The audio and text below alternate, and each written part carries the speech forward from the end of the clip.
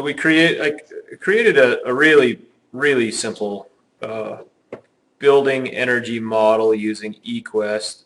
eQuest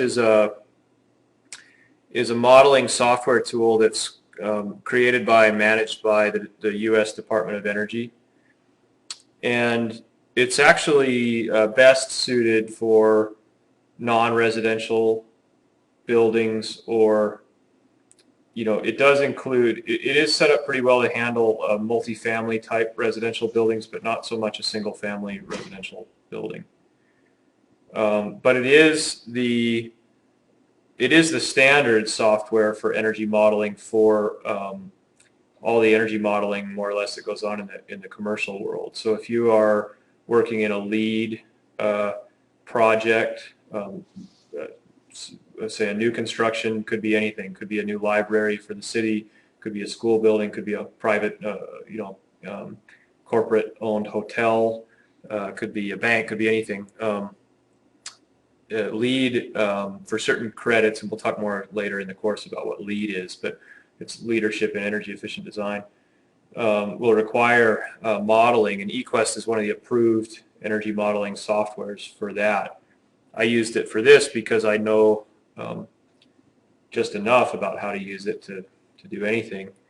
But it's free to download. It's very powerful. In fact, you'll see that I haven't even scratched the surface of what this modeling software can do with this little model. But the purpose here is just to use the review of a simple energy model to begin to introduce some of the concepts that we're going to be covering through the rest of the course. In a way, it seems like a very a good sort of a structure to pull together all these different concepts, and just in reviewing this for a half hour or however long we decide to spend on it, we can cover a lot of concepts that are relevant. One thing I want to say that REM rate is what I use as a HERS reader, and recognized by Department of Energy and the EPA and the IRS for residential energy modeling or building energy modeling, and it looks like the new code actually will be pushing that as one performance path, as you can do a REM rate model. And I'll talk about REM rate in the upcoming learning unit on modeling, so I can go over that too. So what I did in eQuest for this exercise was just create a very simple two-story multifamily type building. It's to keep things simple. It's has a basically identical geometry. On both the south and north sides have equivalent geometry. The east and west sides have equivalent geometry. So here's a view at the north west corner. Here's a view at the southeast corner. It looks, window placement, window sizing is all the same. Very simple. Not a very attractive building, but serves this purpose. And this is just an Excel spreadsheet where I entered, sort of transcribed some of the inputs that went into this model. Again, it would take too much time and be too early in this course to go through all the various inputs, and this isn't a course on energy modeling with eQuest or any other really. So just to illustrate a higher level point here, I've sort of cherry picked some of the most important inputs to the model. So you can see that I chose the location as Missoula, Montana. The total building area is 8,000 square feet over 2 floors, so it's a 4,000 square foot per floor building. I decided to model it as though it has 8 dwelling units within. So really, it's like 8 1,000 square foot apartments with 4 units per floor. I modeled it with 2.5 occupants per unit. And then some of the inputs around the structure itself were, 6-inch concrete slab foundation, some vertical perimeter board insulation at R10, 4 feet deep. Walls are 2 by 6 wood frame construction, 16 inches on center, conventional wood frame roof over a cold attic, with brown asphalt shingles. So you can see that, eQuest, like a lot of modeling software, and I don't know rem rate, so I can't speak to that, but maybe Zandy can. But for somebody who's new to energy modeling, you might be surprised at some of the level of detail that these models can get into. In other words, or for example, shingle color really does matter in terms of the cooling load, heating and cooling loads in the building.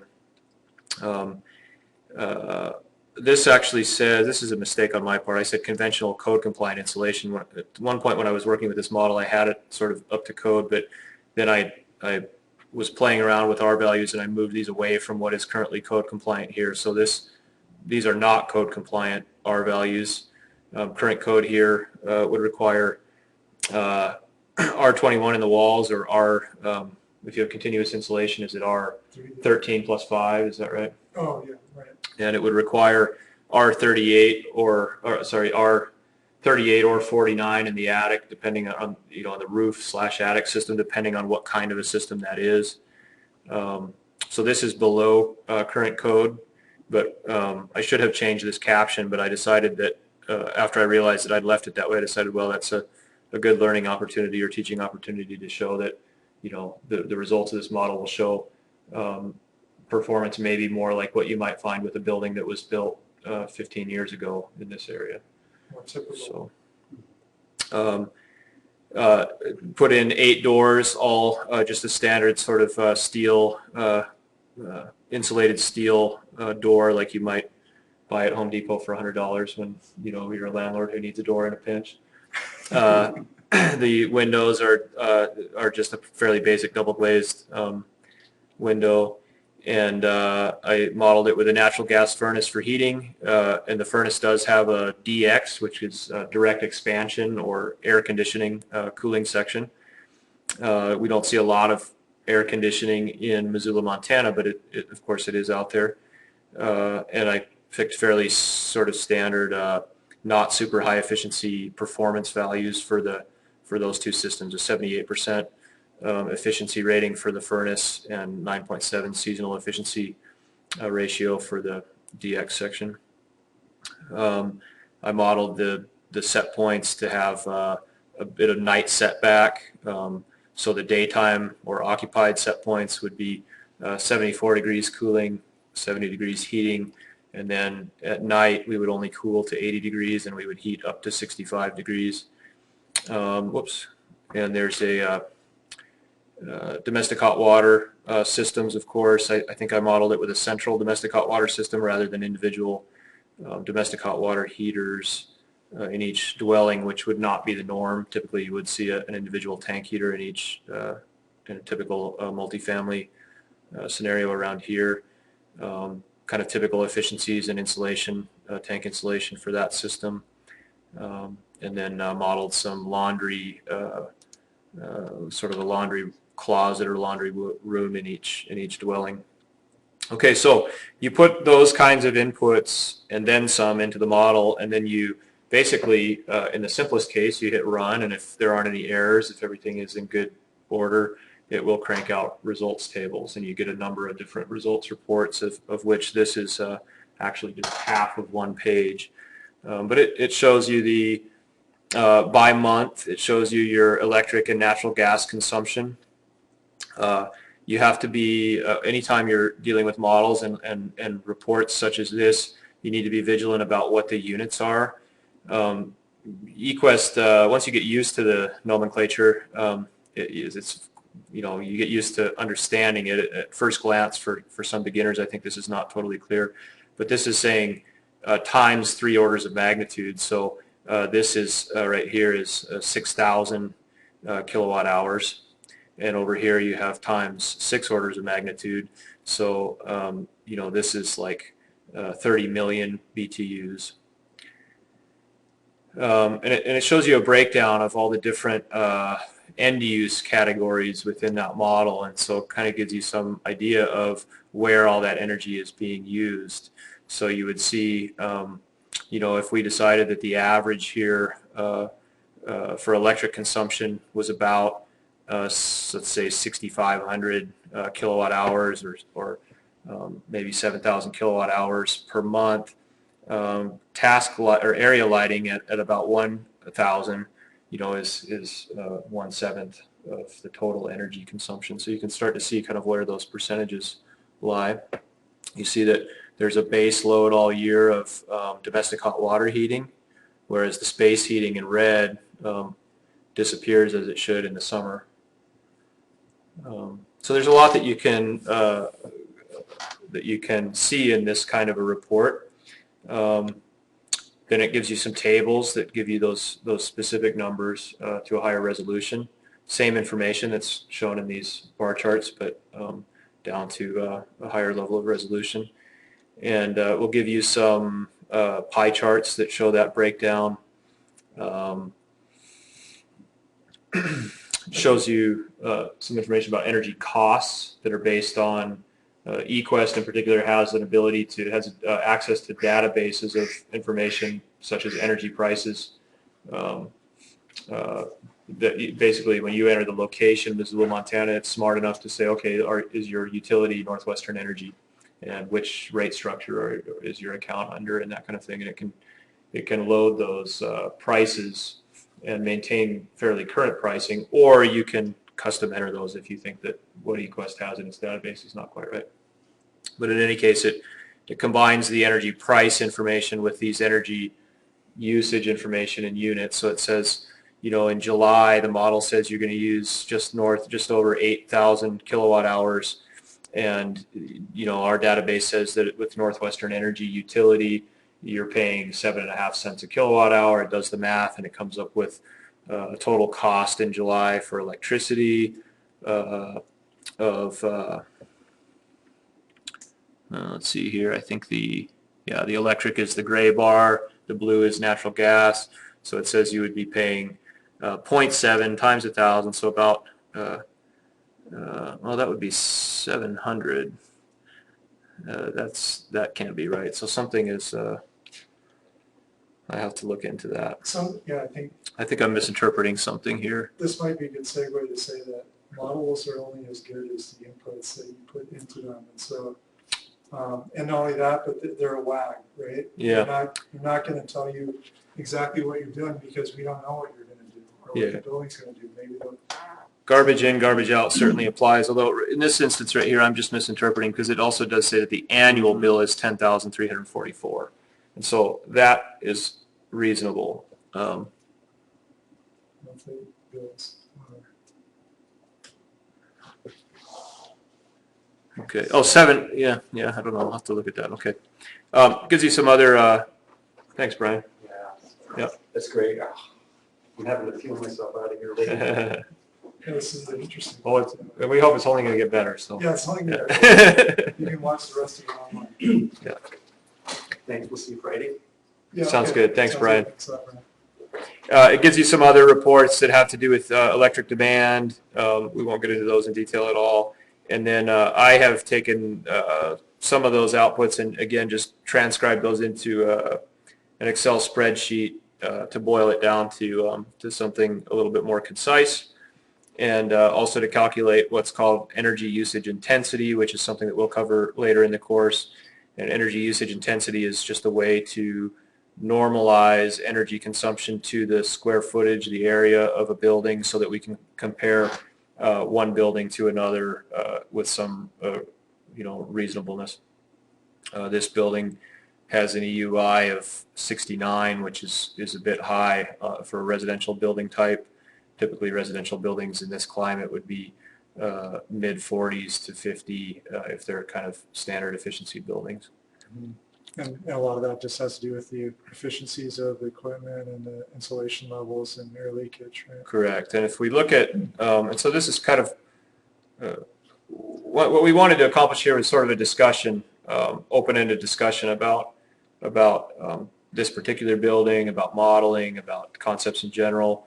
So we'll kind of go back and forth. And now that it's just me and Zandy here, we'll try not to get into too many details or off on too many tangents. But to Zandy's point, insulation values. If you look at this building, it's probably more window area than you would typically have in an actual multifamily dwelling around here.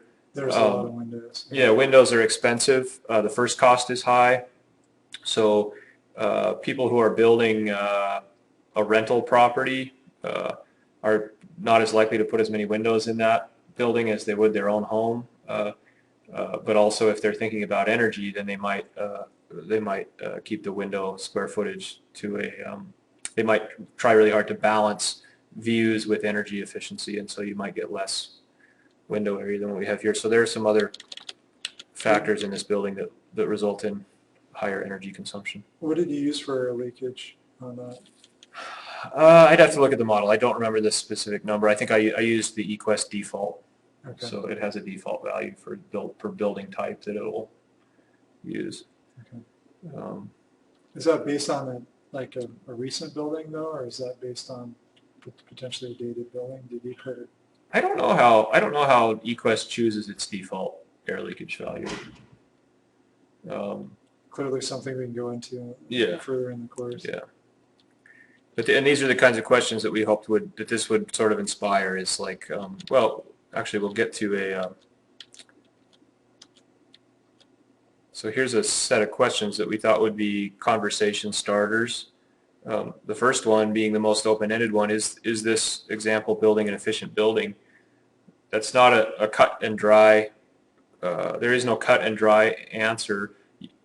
When you ask a question like that, you're always asking to compare to some baseline, and so then the next question is, well, what is the baseline? If we compare to what is code compliant today, we could say, well, we already mentioned that it's not code compliant, so it's less efficient than today's code compliant building. So from that perspective, it's not very efficient. If you compare it to a net zero home, it's not even in the same realm. It's not even in the ballpark, right? This is super inefficient compared to that baseline. So what is your baseline becomes a question. Is it efficient relative to a 1940 house in Missoula? Yeah, it is. So it's all about baseline. Yeah, and I think baseline typically when we're talking about energy modeling is what's the current code, right? I mean, isn't it usually a baseline house? Again, it depends on who cares. So, if you're like, let's say it's a LEED project, then your modeling is relative to code compliant baseline. But if it's just the owner who's driving the conversation and the owner says, for instance, code is not good enough for me. I want a baseline that's 30% better than code, and then I want to beat that by X percentage, right? The baseline. You run into that. Not often enough, almost never, right? But it's conceivable. Right. So because the cost is always part of the conversation, right? And we have up until recently in Montana, we didn't even have an energy code that was enforced that even applied across the entire state. So we still have a lot of building jurisdictions where there is no building code that applies. Since what year now? I can't remember. 2010. 2010, the energy code does apply statewide, even in jurisdictions where there is otherwise no building code. So anyway, but there are places around the country where to say a code compliant baseline is not even very meaningful because there may not be a code. Yeah, I think in Maine they don't have any building department. Maybe, I'm not sure, but yeah. So yeah, code compliant baseline is not necessarily a meaningful baseline. So it always comes down to who is it that's asking for a baseline or enforcing a baseline, and then what is the baseline that they're looking for. We certainly won't ever push the envelope of building energy efficiency if we're always interested in a baseline that is the minimum possible and trying to make small incremental improvements over that. I think we probably both agree on that. Yeah. The second question, how would you define a cost-effective improvement to a building where an improvement is a change that measurably improves occupant comfort or reduces net energy or utility consumption? Utility consumption is differentiated because that could be water. People are paying increasingly high rates for city water, depending on whether it's residential or commercial and where you are in the country. Water can be a very expensive utility, and so water savings sometimes are actually offer better paybacks than electric or natural gas or other utility savings. And domestic hot water obviously has the added benefit of saving, you know, gas or electricity as well. That's just the water usage or water expense. So, and so this is, in a way, this question is similar. How do you define cost effective? Well, again, it depends on, it's a matter of perspective. In some contexts in the commercial sector, you know, owners are looking for paybacks that are 1 year or less in terms of simple payback. And it depends on their business and what their profit margins look like. So some businesses that make very high margins or doing very well financially will have a higher threshold for simple payback. They might say that anything under 4 years is cost effective for us. Mm-hmm. If you run a supermarket where your profit margins are extremely low and all of your, it's all about revenue and how many, you know, units of your products you can move through the door, your threshold is probably pretty low. And in the residential world, what's your experience with simple payback targets? You know, I think just like the financial world, we try to hit that 7 year to make people happy. But, you know, when it comes to like PV, we're talking about 15 to 20 years potentially. And it could be a hard sell at that, but, you know, the system is warranted for 25 years. And people will shift their perspective a little bit because it's an exciting new technology that it's sexy. Yeah, they might accept a longer payback for photovoltaics than they would accept for a new water heater. Yeah, or insulation in their walls. Yeah, typically. But typically, I think with the efficiency improvements, we see more short-term paybacks than, say, energy production per se. So let's say, for sake of this discussion, that for this building the owner wants less than a 7 year payback, simple payback. Mm-hmm. So what could be done with this building, considering we're going to assume for now it's already an existing building. We're not at the design table. This building has already been constructed. It's been occupied for some number of years, and maybe the owner feels that they can keep it occupied more. In other words, when one tenant decides to leave, they can get a new tenant in shorter time if they can sweeten the deal a little bit and be able to offer lower utility bills. Or maybe the owner is paying the utility bills and charging a flat rate to the tenants, and they want to pay a lower bill themselves. You know, what kinds of things might they do to this existing building that might be, you know, within a 10-year payback threshold that would be that would help lower the energy costs. Does eQuest allow you to do that? eQuest will allow you to do parametric runs of energy conservation measures, and it's got it's actually set up to try to facilitate that, make it sort of an efficient process to do that. But how does it measure costs of improvements?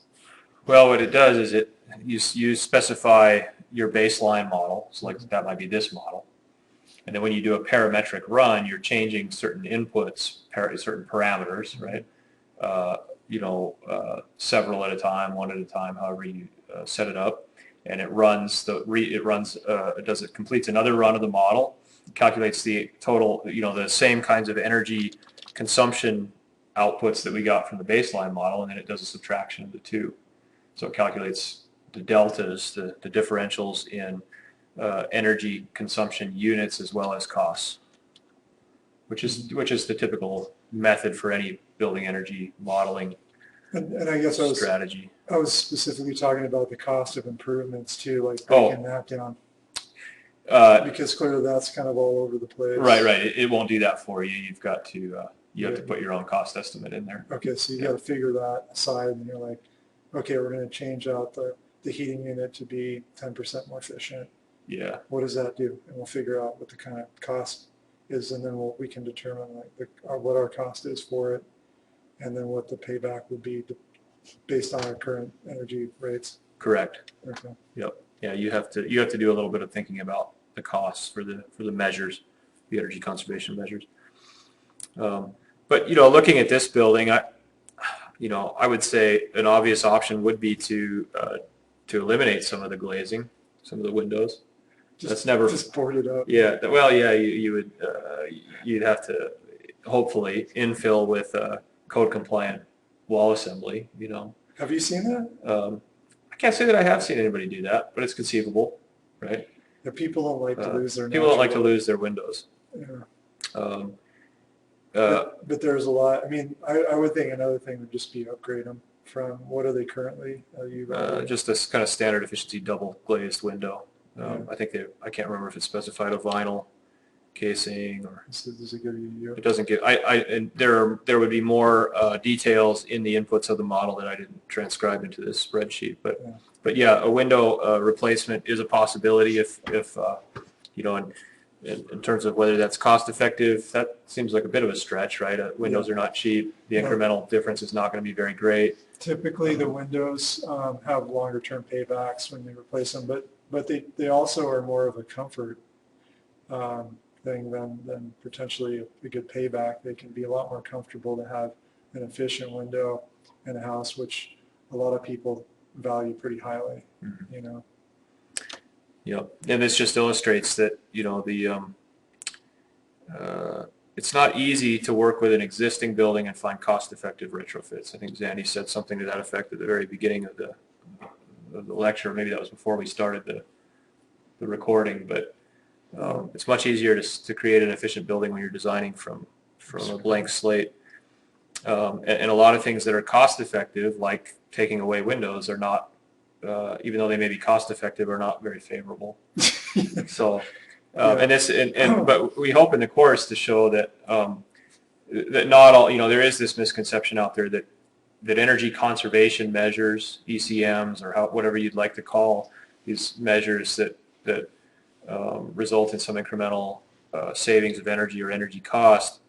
There's a misconception out there that they all result in some decrease in comfort or decrease in the desirability of the living space, and that's just not fair. It's not the case. Very possible, this was that we saw that this was an R30 attic.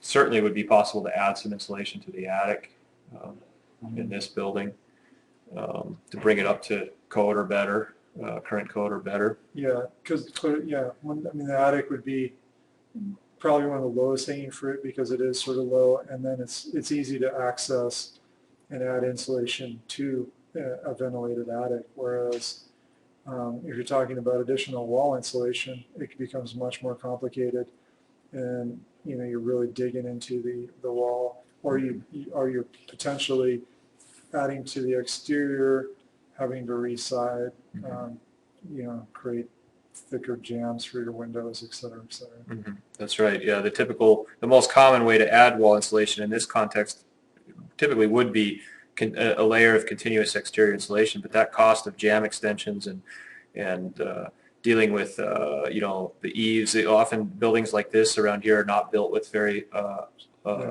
long eaves, Right. and we need eaves here to keep the drainage from the roof off the building walls. And by adding insulation on the exterior walls to the outside, you're shrinking those eaves even further. There are issues with that, and certainly the costs start to run up just with the re-siding and the trim details that have to be sorted out. Yeah, it looks like you didn't leave anything for the eaves there. Yeah, probably not. I didn't pay much attention to architectural details on this one. It's interesting because my house is like that too, and I thought about potentially adding exterior insulation of some sort to it, but I don't have any eave on the gable ends, and so or the rake, and so it would be a huge hassle to add roof over my additional wall thickness, besides the other issues with having to reside and and window jambs. So speaking of eaves though, and sort of protection of, not just protection of the wall, but some shading, this south-facing facade here has, as we noted before, just as much glazing as the north side. really, typically you'd hope to have a little bit more on the south side than on the north side, or very, minimal on the north side, but provide some kind of shade for the south side glazing so that the spaces don't overheat in the summer. And as I noted before, this building I modeled with an AC section in each furnace. So these dwellings do have air conditioning, and providing some window overhangs or other shading to the windows would cut down on the cooling load in the summer, and that could be a big energy savings at a relatively short payback. This is set for Missoula, correct? Yeah, correct. Yeah. Shading can be, attachments to the building like overhangs. It can also be landscaping. It can be trees planted on the south side. They might not, you're likely not going to be able to plant tall enough trees to shade those second-story windows very well. But there are options beyond overhangs. And it's typically like the west sides that really cook on summer afternoons too, or in the late sun. Kind of nice in the morning where the temperature typically isn't too warm, but then in the afternoon it can be like you have the solar heat gain blazing from the south, and then as it's moving in to the west side, it's too much. And so having as many windows on the west side as on the east as in this model, there could easily lead to like a lot warmer building, or a lot warmer units on the west side of the building, I think. The roof, as we noted before, has brown asphalt shingles. If the roof, if the roofing is near the end of its life and a re-roofing is imminent, it could be done with lighter shingle color. Again, to take some of that cooling load off the DX systems, the AC systems. Certainly, you could consider some appliance retrofits. So the furnace at 78% AFUE, Probably functioning at about 65 to 70, maybe. Possibly, if it hasn't had any tune-ups, or if it has a gas valve that can't really be tuned very well, and so you could look for an upgrade to a higher efficiency furnace.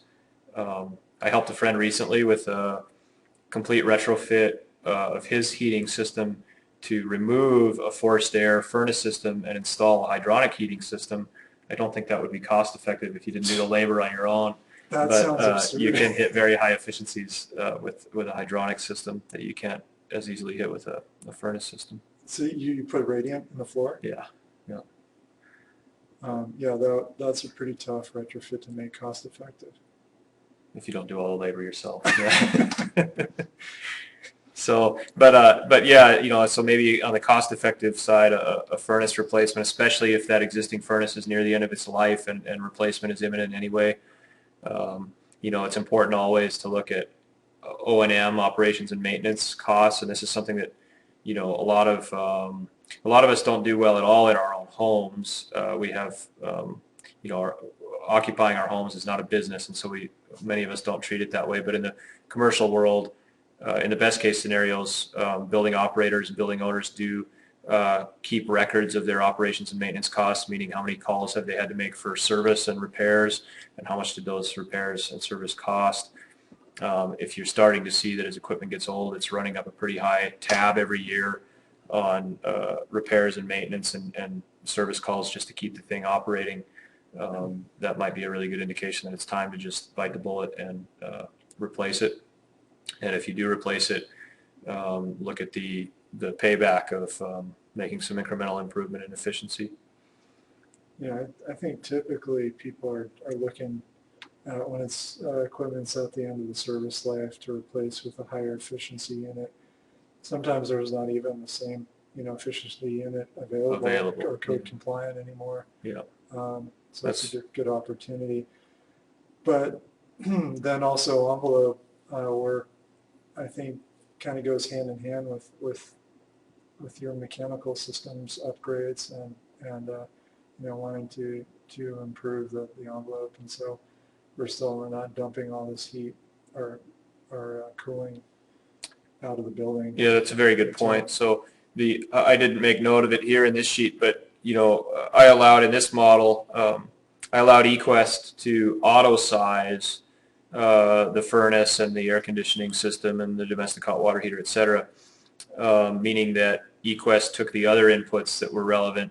And so for the furnace, that would include the building envelope parameters, and it calculated a heating load for the furnace, and then it applied some algorithm to decide what size furnace would be required to meet that heating load, but without oversizing it too terribly much, right? So if you can, in a retrofit scenario, you can make those efficiency improvements to the envelope, and you know that you need to replace the furnace. Potentially now you can reduce the first cost of the replacement furnace because you've reduced the heating load on the building, and you don't need the same size furnace anymore. Mm-hmm. So there are those kinds of considerations to make. Right. Coupling. And as far as like a deep energy retrofit, which we might go in and try to bring this building to very, very, 30% of the energy usage of what it was using before, which is not necessarily cost effective, but something that we could possibly do. We'd be reducing dramatically the size of the equipment through tightening the envelope and well insulating the envelope, and everything would be, reducing everything. So that one of the actual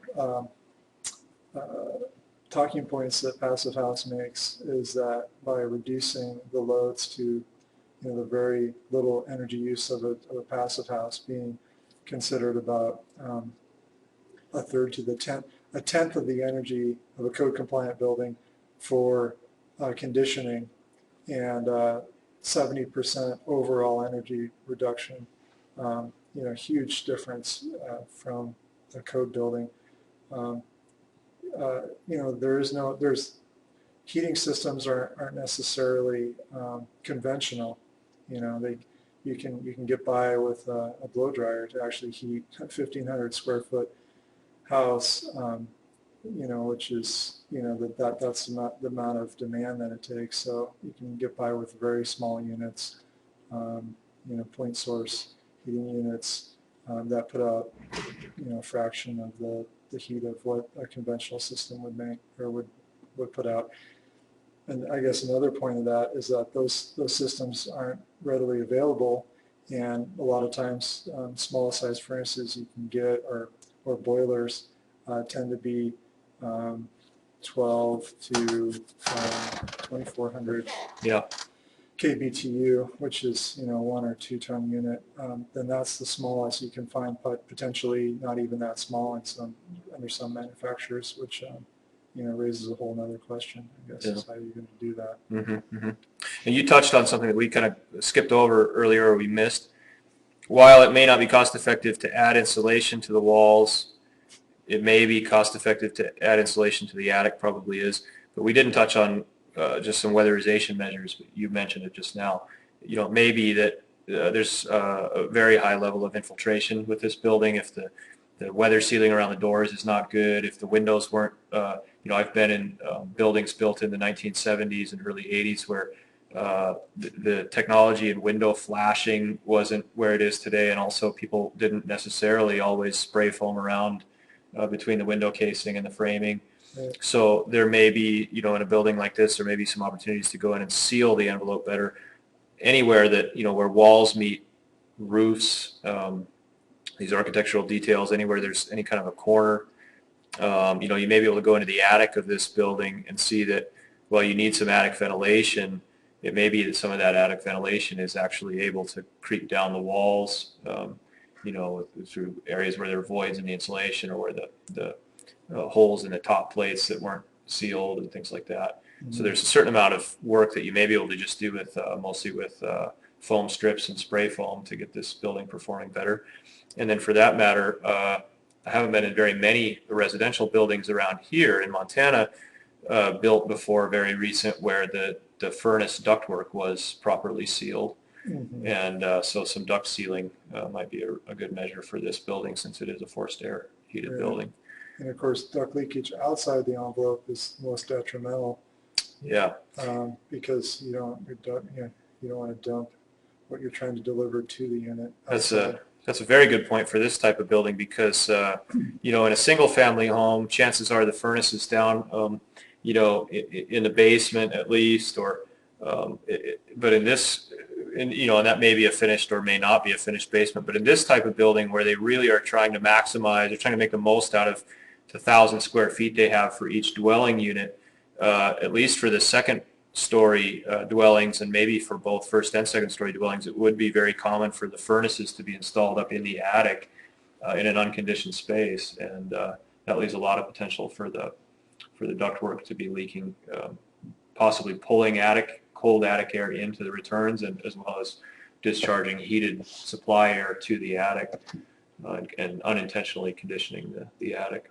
Along those same lines, now code, the current IACC requires that all duct outside of conditioned space be tested for tightness, and it has to be currently less than 3 CFM per 100 square feet of conditioned space. So the ducting has to be tested as tight, and they properly did it in current buildings, which I think if you typically go into an older building that never got tested, you could find all sorts of stuff, possibly even big sections that were disconnected, and people say, oh, I only get cold air through the supply all the time. You go up and it's completely disassembled in the attic, dumping heat and cool. Yeah. You know. So yeah, those weatherization, envelope weatherization and duct sealing measures can be very cost effective if the opportunity is there. And again, we're talking about real world as opposed to an energy model that that's going to make assumptions about some of the stuff that we're talking about, but not necessarily paint a picture of what you typically would see. I think, like we're saying, when we walk into an older building built in the 70s, clearly if it hadn't been updated, there's going to be a lot of weather stripping, a lot of potential duct issues, et cetera, that we're going to see, stuff wears out over time and it becomes more leaky.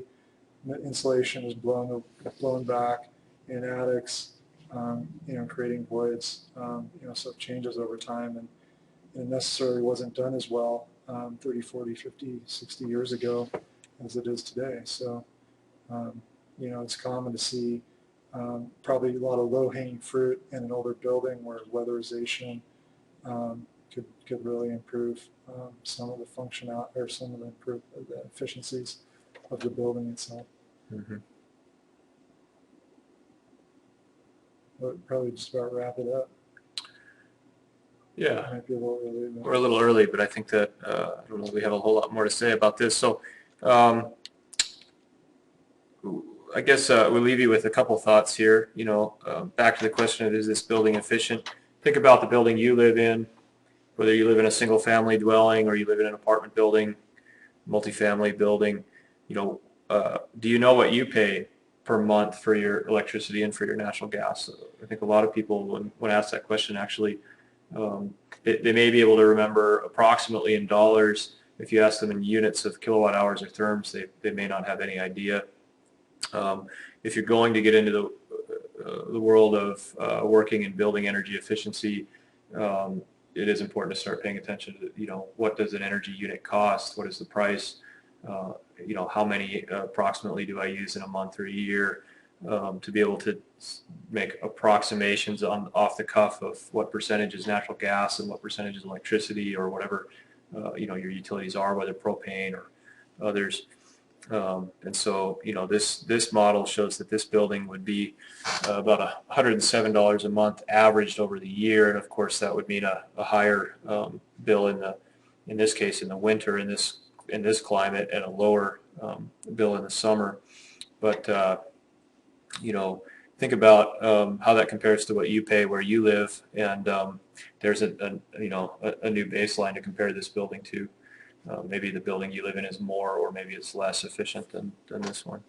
I was actually thinking that for a class assignment, along with that information about everyone, they could take a look at their maybe most current energy bill and make a little, typically Northwestern Energy at least gives you the outlook of a whole year on the current bill, and you can see what you paid over a year or what you used over a year, and you can do a little quick EUI of your building based on that. It might be a little bit much for the first. Yeah, maybe First we class, haven't covered the definition of EUI yet, Yeah. and the fact that you have to convert your energy units into kVTUs and Right, before you divide by your square footage, et cetera. But if you feel like you're up to the task, but don't hesitate. We'll see whether we, if we're going to include that in an assignment or the quiz, we'll have to provide some a little bit of instruction. Yeah, we can But, just do the yeah, we'll electricity see. conversion to BTU for them, and so Yeah. So in any case, review these slides on your own time if you're inclined. We look forward to the Friday lecture. We will get the quiz for this week posted, and any the assignment that has to do with emailing everybody with sort of some information about yourself. We'll get that all posted on the Moodle site, and nothing else from me. yeah, I think it's a wrap. Okay, good. Thanks, everybody. Yeah, hope to see you on Friday.